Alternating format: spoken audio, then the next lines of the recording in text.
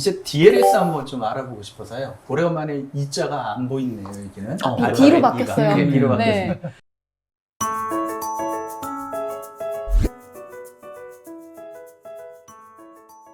이게 영어로는 데리버티브 링크드 시큐리티즈의 약자. 뭐 한국말로는 비주권, 파생결합 증권, 뭐 이렇게 보이더라고요. ELS하고 DLS가 그러면 어떤 차이가 있는 건가요? 일단은 법률상으로는 파생결합증권이 큰 범위고요. 그 안에 주가 연계, 그러니까 주식이나 주가 지수나 주가 연결되는 거는 ELS. 그리고 나머지 모든 것들이 있잖아요. 그러니까 파생상품의 기초자산이 여러 개가 있지 않습니까? 예. 금리도 있고 원자도 있고 심지어 신용위험도 있고 이런 것들을 다 통칭한 게 DLS다. 이렇게 보는 게 맞을 것 같습니다. 주식 빼고 나머지 다. 나머지 다. 예, 예. 근데 이제 그런 부분에 대해서 나는 이 투자자 입장에서 또 한번 우리가 같이 생각을 해보면 그 기초자산이 주가 연계일 때는 투자자들이 조금 친숙해요. 기초자산에 대해서 친숙하다고. 그렇기 때문에 기초자산이 친숙하니까 구조가 조금 복잡해도 오히려 하나는 친숙하잖아요. 근데 이 DLS는 뭐가 문제냐면 기초자산 자체가 친숙하지 않아요.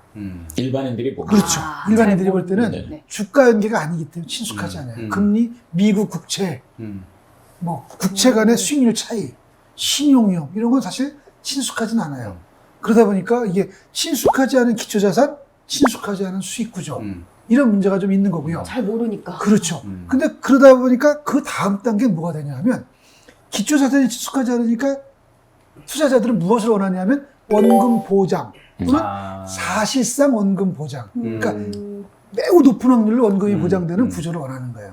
그러면 원래 친숙하지 않은데 매우 높은 확률로 원금 보장을 시키려고 보니까 구조가 더 복잡해지는 거예요. 그래서 어떻게 보면 악순환이 되는 거죠. 그러니까 설명을 들을 때 아는 것 같은데 결국 끝에 가서 질문이 뭐냐면 그래서 원금이 보장이 된다는 건가요? 이런 질문이 나오는 거죠. 이게 이제 DLS의 어떻게 보면 한계고 문제점이고 그런데 그 낮은 확률이 시장에서 발생을 하고 이게 또 사고가 되고 하는 게 DLS인 것 같아요. DLS 때 금방 말씀해 주신 것처럼 그런 것도 이제 금리 연계도 있는데 일반인들이 좀 친숙한 것들도 있긴 해요. 어떤 게 있나요? 먼저 첫 번째가 원자재. 그러니까 유가가 오르거나 떨어질 때 특히 그러니까 ELS 공부하실 때 스텝 다운 뭐 이런 거 배려 많이 얘기했었지 않습니까? 그랑 똑같은 구조로 WTI, 브렌트. 그러니까 WTI는 미국 쪽, 브렌트는 북해산, 영국 쪽 이런 쪽이다 보니까 두 개의 원유 가격을 놓고 그거에 워스트 퍼포머, 뭐 베리어 이런 것들 들어가 있는 거고 있고요. 그러면 그거는 기초자산이 주권, 그러니까 주식이 아닐 뿐이지 이제 나머지는 구조는 다 똑같다고 ELS랑 보면 봤던 되겠네요. 구조는 비슷한 게 있고요. 예. 또 하나는 그 통화, 환율에 연결된 이 DLS도 꽤 많습니다. 그 왜냐하면 원달러가 오르면은 수익, 원달러가 떨어지면 수익. 이런 것들도 상품들이 있거든요. 그러니까 일반인들이 접근하시기에 DLS가 상당히 여러 개가 있는데 그중에 조금이나마 그나마 친숙한 게 환율 아니면 원자재 이런 쪽이고요. 요즘 같은 경 좀 특이한 게 펀드도 DLS의 하나의 기초 자산이 되는 것 같아요. 펀드도. 그러니까 펀드의 성과에 맞춰서 연동이 돼가지고 연동이 되는 거니까. 아까 말씀드렸던 이제 주가 빼고는 다 든다. 나머지가 다 나머지 든다. 다다. 그러니까 DLS의 기초자산은 무궁무진하겠네요. 네. 이게 만들면 만들 수 있는. 그러니까요. 네. 예. 그런데 이제 그 부분에서 조금 추가해서 또 이야기를 하다 보면은 우리가 그 수익 구조가 아까 동일하다고 우리 전 교수께서 말씀하셨잖아요. 주가 지수를 기초자산으로 한 경우와 또 WTI 브렌트유를 기초자산으로 한 경우가 수익 구조가 같아요. 그러니까 이제 이 투자자들이 간혹 오해를 하는 거죠. 어떻게? 주가 지수처럼 얘도 안전하겠다. 아. 그런데 얘는 쿠폰도 높네? 이렇게 오해를 하는 거예요. 근데 사실은 얘는 원자재는 변동성이 훨씬 크거든요. 이 주식에 비해서 역사적으로 높습니까? 그렇죠. 원자재가 훨씬 높습니다. 그 역사적으로도 그렇고, 뭐 미래는 우리가 이제 모르긴 하지만 역사적인 걸 역사적인 자료를 가지고 보더라도 그렇고요. 그 원자재는 사실 하나의 품목이잖아요. 지수는 여러 종목을 가지고 산출한 거기 때문에 뭐 논리적으로도 제가 판단할 때는 이제 이쪽이 변동성이 커요. 그래서 그 변동성의 차이 이게 상당히 크단 말이죠. 그런데 투자자들은 변동성의 차이보다는 쿠폰이 자꾸 보이니까 거기에서 조금 한 번 더 생각을 해봐야 되는 판단하고 해야 되는 이제 이런 부분을 좀 주의해야 된다라는 부분 좀더 조심해서 같습니다. 사야 되는. 그렇죠. 예. 그러니까 그나마 상품이 친숙하긴 하지만은 주식보다는 우리가 알 수 있는 정보나 아니면 네, 그런 그 맞습니다. 시세 현황들에 대해서 그 부분은 좀 저희들이 접근하기가 좀 어려운 부분들도 있거든요. 그 방금 신 교수님 말씀하셨던 거에서 중요한 포인트 하나를 좀 잡아보면 예. 변동성이 크면 예. 쿠폰이 크게 나오나요? 그렇죠.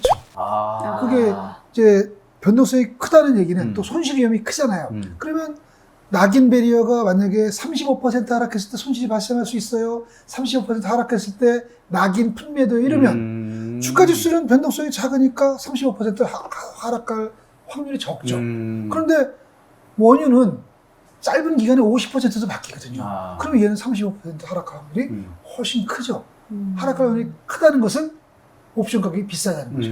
그러면 옵션을 내가 팔 때 비싸게 팔 수 있는 거고, 그럼 당연히 투자자는 높은 수익을 받아야 돼요. 그런데 쿠폰이 높아요. 높은데 예를 들어서 더 많이 높아야 되는데 조금 높은 거죠. 그래서 주가 지수가 4%일 때 쿠폰이 예를 들자면 숫자로 9%여야 되는데 한 6%인 거예요.